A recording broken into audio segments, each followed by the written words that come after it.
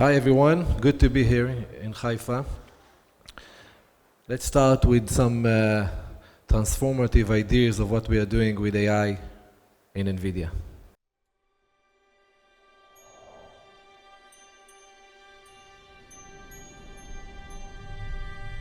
This is how intelligence is made. A new kind of factory. Generator of tokens. The building blocks of AI. Tokens have opened a new frontier. The first step into an extraordinary world where endless possibilities are born.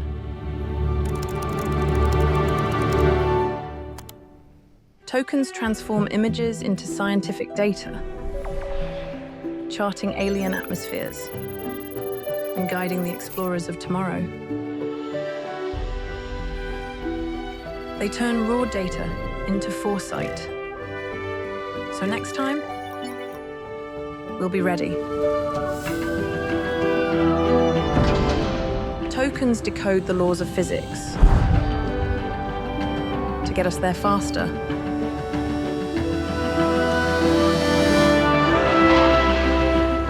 And take us further.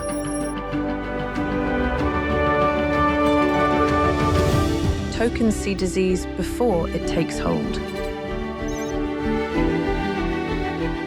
They help us unravel the language of life and learn what makes us tick.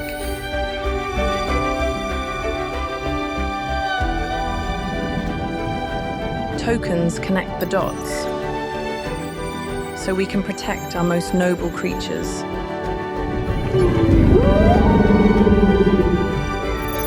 They turn potential into plenty.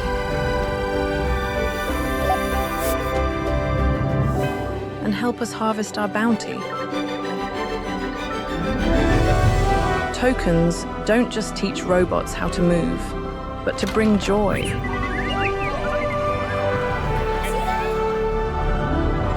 To lend us a hand.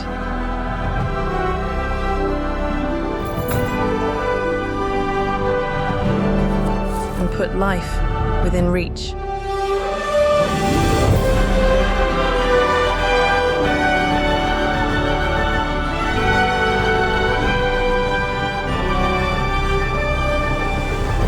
Together, we take the next great leap to bravely go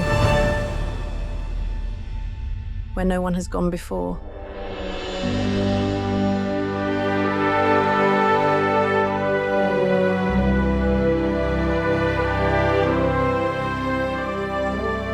And here is where it all begins.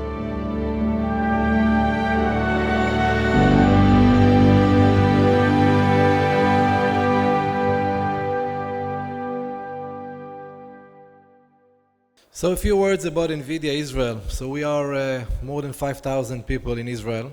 We are actually the second largest R&D centers out of the US.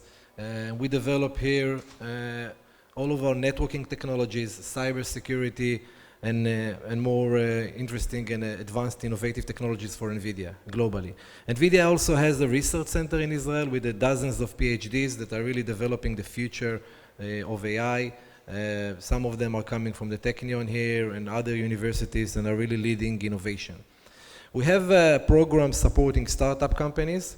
You know, in the film you saw before, Tevel was the one that was doing the apple harvesting that you just saw, but many Israeli startups. We have more than 1,200 startups only in Israel in our program, where we support them as a technology partner, helps them to accelerate the research and the work that they're doing, help them with the go-to-market and reach the international markets together with Nvidia. We have, of course, close ties with academia and universities, helping them, supporting the research, doing their life's work, building computation centers. You know, today, to bring in a research with a known name to a university, it's like signing an NBA player. It comes with a list of demands. At the top of the list is access to supercomputing capabilities. which is requires the universities to really stand up supercomputing capabilities to support them. We also announced a supercomputer of our own in Israel. It's called Israel 1, and it's running in Mevo Carmel nearby, where we do a lot of our R&D.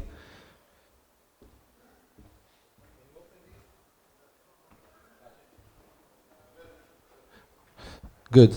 So just for you to know, most of you probably know Nvidia as the company that develops GPUs, right? Graphic processing unit, this is what accelerates AI. But Nvidia is actually a software company. We develop a lot of libraries and software libraries to really transform many industries. Those libraries we give in the hands of developers, researchers to develop their products and their solutions. And actually those libraries include libraries in area of physics, understanding the physics. Yesterday I just met the head of the meteorological system in Israel, where we use this library to really analyze, winds and predict fires and simulate a lot of things. So really understanding the physics of lives. Other libraries can do gene sequencing, medical imaging, weather analytics, and many, many more libraries. But this actually transforms each and every of the industries that we are working with. So to understand what AI is really doing, first of all, we need to understand and learn data. And when ChatGPT came into the world, this was the first time that actually a computer understood the spoken language. But a language is not just, words or spoken language. It can be a language of finance, understanding the finance market. It can be a language of amino acid, of chemicals, of brain waves. It can be a language of understanding video, many, many different type of languages, and also a language of understanding the ocean. Okay, really learning from a huge amounts of data what's happening in the ocean, how it behaves, and really learn and get insights out of it. To be able to understand data, we use supercomputer. We train this data on massive amounts of supercomputing capabilities, and then we can transform the data to create intelligence. And think about it that we learn from a video data or from images, and then we generate text. Okay, and we are able to really explain what we are seeing. This is called multimodality, moving from one type of learning the data to generate intelligence, and this is what actually the world is now developing and building. And up until now, just to understand what are the ways that we need to really advance AI? Okay, so there is something called scaling laws, which are laws that were developed to improve the level of intelligence that AI can provide. So up until now, we did something called pre-training scaling. This is actually ChatGPT. We took a lot of data, we put 10,000 of GPUs, and we actually trained the model to understand the data. So when you go to ChatGPT, you type a prompt, immediately the system spits out the response, right, from the data that they learned. The second wave is called post-training scaling, is where we actually put an expert that takes the response and said, listen, this is right or this is wrong. We can put a doctor, we can put a biologist, we can put someone that really understands the ocean language and can really transfer the data and make sure if it's accurate or no. What we are currently seeing that is happening is called long thinking or reasoning. This moment when someone talks to you and you stop, you don't talk, you don't respond, but you think. Your brain is doing a lot of calculations. You think, you need to pick up the kid. Maybe I can call my mother, maybe she can do that for me, and we try to plan. Okay, this is called long thinking or reasoning, and this is where the models of the future are going on. So a complicated problem will be broken to mini problems, which will be solved by agents. And we'll explain that. The best way to explain it is really to understand how do we do that. So probably all of you heard about DeepSeek that was in the news like I think a year ago. And a DeepSeek is a type of reasoning model, a model that really is able to think and come and solve difficult problems. Let's see an example of the difference between the older model like ChatGPT and the new reasoning models and how it works. Traditional LLMs capture foundational knowledge, while reasoning models help solve complex problems with thinking tokens. Here, A prompt asks to seat people around a wedding table while adhering to constraints like traditions, photogenic angles, and feuding family members. Traditional LLM answers quickly with under 500 tokens. It makes mistakes in seating the guests, while the reasoning model thinks with over 8,000 tokens to come up with the correct answer. It takes a pastor to keep the peace. So there are two trends that we are seeing today in AI that are influencing everything that we are doing and will influence every industry that we are transforming. One of them is called agentic AI. Agentic AI is from the word agent, and people are saying that we will have more agents, digital agents in the world than humans. So an agent can be an AI assistant that works with you together to help you in your day-to-day life. It can be a financial advisor. It can be a healthcare advisor that will sit on your shoulder and will help you, support you.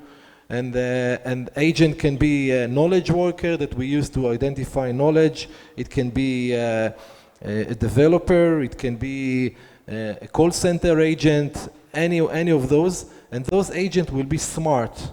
They will connect to the data of the bank. They will understand you. They will learn, you specifically and not generically answering your questions. And we will see more and more of these agents supporting us and really replacing repetitive tests that we are doing today. So keep this in your mind. Just an example for a smart city is an agent that really knows how to analyze video. So think about it, many cameras in the city, and we want to be able to control them. So a human being cannot sit in front of computers and screens and watch videos of, thousands of cameras and identify events, but an AI assistant can do that. An agentic AI can do that. You can really analyze the data, and then we can ask questions about the data that we are seeing.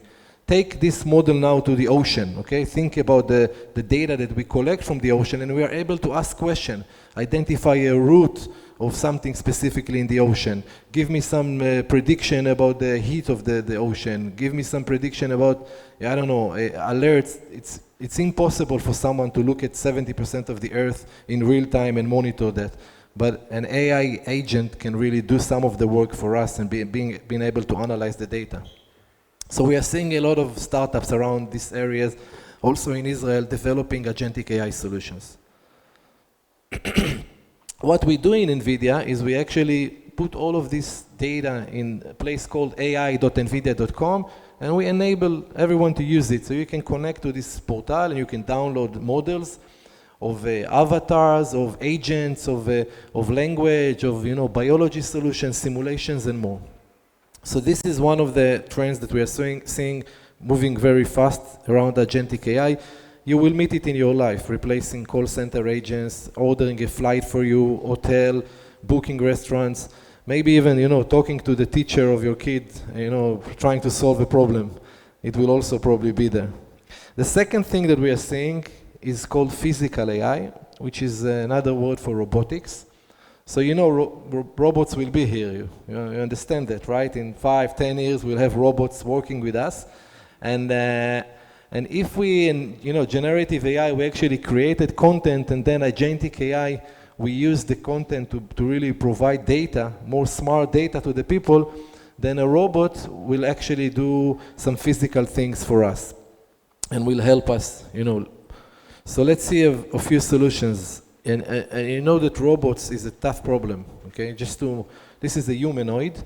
Look at all the challenges for this kind of robot to operate. You need to stabilize it, it needs to walk, you need to do a lot of things to make sure that it's really, and I'm not talking about the brain yet, and how it takes decision. So robots and physical AI is an industry of $50 trillion. You will see people working in factories, 3 shifts a day, and doing a lot of robots. You will see warehouses already today. You can see warehouses when robots are operating. And again, also humanoids, robots, cars and trucks.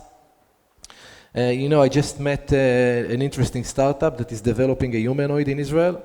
And they showed me the robot, how they talk to him. So he's connected to a ChatGPT-alike model. You can ask questions, he responds, you give him commands, He understands, he goes, he picks up the data, and he can actually move objects from one side of the one side of the factory to the other side to replace repetitive tasks. He works 3 shifts a day. So I told them, listen, okay, it's nice for the factory, but how does it help me at the end of the day? So they said, listen, look at this robot. You can come to your living room and kitchen, look at the position you want it to be, and always return it to this position. So I told him, okay, nice, I like it. I mean, -2 in the parking lot if you can put one over there for me. But it's gonna replace a lot of the things that we are doing. So think about robots and humanoids specifically. But again, to train a robot, it's quite complicated, you know. First of all, you need to collect real data, real world data, similar to the ocean. You know, for us to test something in the ocean, we can either build an autonomous robot that will go inside the water, or we need someone, a diver, right? To go in, to test, to do everything. It's impossible to do that. To collect real world data, it's costly to capture, okay? Of course, physical testing is also dangerous. If I need to push the robot, it will fall, it will break, it's a lot of money. It doesn't make sense. So what Nvidia is doing in this area is really creating some virtual way to train a robot. So we actually train the brain of the robot in the virtual world. We do all the physical things on the robot, like first of all, you know, training him to walk through stairs, giving them options, changing the weather, doing a lot of things that will influence the real world of the robot will live in, without really damaging the robot. And then once the train is brained, we can take this train as a software and put it on the robot, so the robot will be smarter and improve it over time without really spending a lot of money. So think about that as creating some kind of a digital twin of the robot. Now take this idea and think about, again, blue tech technology and what are the things that you can do with it. So as I said, yesterday I was in a meteorological system and they are actually using something called Earth 2. And I will share it with you in a minute, but it's obviously a platform that can be used also for blue tech technology. So a robot is not only, you know, hands of a robot is also in a car. So you will see that in a car. A robot is a humanoid as well. You know that people are saying that eventually, you know, our kids probably will have a robot walking them through from when they are small, okay, understanding them, learning them, and being the companion pile. It will be on their iPhone, it will be in their car, it will talk to them. Already today we see these things happening, but obviously the robots will be more and more advanced. So just to summarize on the business side, what are the AI opportunities for blue tech today in Israel? So first of all, there are a lot of startups you probably saw outside, but I know that High Fund is working very close with a lot of Israeli startups around the blue tech technology. It's quite unique. I haven't seen anything like that in the world, and we should really leverage that. So a lot of startups, a lot of builders of LLM. This is, by the way, you know, I spoke about it in the last blue tech conference that I presented last year. We need the possibility to have, you know, a ChatGPT-like on the ocean data, that you can ask questions. There are already some ideas developed in the world, but this is something I would like to see in Israel as well. Being able to ask questions, being able to really collect data, predict what will happen, quite significant. We have massive data and focus in Haifa. Many researchers are trying to solve, you know, a lot of multi-vertical problems, because to work with the ocean, it requires a lot of different type of data, whether it's voice, sound, whether it's you know, a lot of measurements of, I don't know, heat of the water. We need to do a lot of things. Video, of course. So a lot of Israeli startups are developing blue tech AI services of the future. I think we should also think about ways to teach that in schools that are teaching, you know, sea biology. We should try and add AI more to that, so they are more developed on this area. You know, smart kids, age of 17, that you teach them, will come with brilliant ideas later on, okay, and we'll use them when they go to the Navy or other places along the way. I think that, again, blue tech for defense potential is also very high. We can identify some special projects around that as well. And the idea is to make Israel a blue tech hub that we can later on offer to other countries in the world to use the technology and being able to build a global hub moving forward. This is, again, with my discussions with the government, some of the blue tech, not the blue tech, but some Israeli technology can be used to leverage agreement that we are having in the region as well. So we can leverage this knowledge and make sure that we are using it in a smart way. This is just an example of some of, the startups that we are working with. So you will see, as I said, Orca AI that is doing some things, and other companies, but this list is growing. I wish we would have here something around blue tech as well. So we'll build that, and we'll try to grow that ecosystem. We'll maybe put someone in our team to work only with blue tech, understand that, connect them to the right ideas. So what everyone are actually trying to do around blue tech technology, and anywhere in the world, not only blue tech, but also cyber and defense and healthcare, is build AI factories. What is an AI factory? Similar to when we want to create electricity, we put water in a factory, we have steam and turbine, and then we create electricity. AI factory, you need to put in data. You need to use accelerated computing, this is what Nvidia produces. And you need to develop algorithms and models, and we have the smart talents to do that for us. And eventually, you create intelligence. And intelligence can be solutions, can be new software, new revenue generators that can really drive innovation in many areas, whether it's food tech or ag tech or anything around that the blue tech is really influencing. So many companies are working today to really build their own AI factory. This is a cost center, but it generates eventually revenue through electricity selling. This is a revenue generator. And this is where the markets are going. And we are building that in many countries globally. In Israel, we are trying now to start and build AI factories to our strength and our, all of our core strengths as a country. This is how it looks like. This is how an AI factory looks like. You see, it's like a data centers of many servers. It works on liquid cooling. It drives energy. And it actually generates intelligence. So if, ChatGPT that we mentioned several times sits on an AI factory like that. So just to summarize, how should we build an Israeli blue tech hub in Israel? So there are actually three pillars. I think one of them is to build a sovereign AI infrastructure. And we can drive some global companies in Israel to really support the effort that we are doing here. Around this area. We are not doing it only for blue tech, we're doing it for different industries. So really drive global companies to come here and invest in Israel to build something sovereign. Why? Because we have data, we have talent, we have many things. Second thing would be to build an infrastructure and those factories I spoke about. And the factories can be, again, can really drive revenue. And eventually, by doing the two first options, we will actually be able to create an offtake or a demand for other countries globally. So we'll generate companies, we'll generate startups, more and more startups that will actually go outside and also win the market. So I spoke about Earth 2. Remember, a digital twin of Earth. So this is actually a platform of tools that Nvidia created that are able to create a digital twin of Earth that we can then run physical scenarios on it in the digital world. You remember the robots, right? We need to build it on the digital world, so we did the same for Earth. And now you can have a resolution of up to 200 meters and being able to simulate and predict things. Think about this Earth 2 in the hands of researchers and scientists that are really learning the ocean and building the new technologies. It will allow them to deep dive deeper. It will allow them to really help humanity,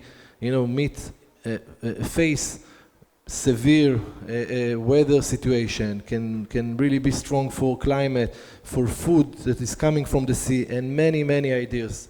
So this is a platform of software and tools that we are offering, and I suggest each one of you that is really in this area to look at Earth 2 and see how we can leverage that to your own need. Just to end with, to show a short video of Earth 2 and how it can really influence our lives. Minute and a half from Jensen Huang, Nvidia well-known CEO and founder.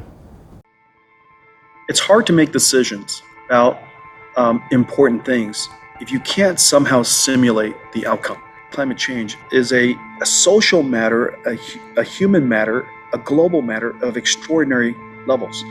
The science itself is hard. How do we decide what strategies and decisions that we make, what is going to work and by when and how much? If you can't predict that, it's really, really hard to make trade-offs on what strategy is better and whether some strategies should be taken in advance of other strategies. The answer is to have a simulation of the Earth, and that's sufficiently high fidelity that you could test various mitigation and adaptation strategies at a regional level. It's within Nvidia's scale to be able to do something like this easily. However, this is the only supercomputer that's ever been built that runs 24/7 because it's a digital twin of the Earth. We need to create an AI that can learn physics. And once we can create that AI that can learn physics, that AI could make physical predictions for 10 years out, 50 years out, 100 years out, 200 years out. And then we'll put that computer in the hands of scientists, researchers, companies, countries, for them to do simulations against so that they know the implications, the impact of the decisions that they make. Think about the ability to really predict what will be here 10 years, 20 years from now, okay? And really being able to identify where we are heading and simulate things. So, and we put this in the hand of researchers and scientists in the world to really being able to develop around it and use this technology. So, thank you very much. Enjoy the rest of the day.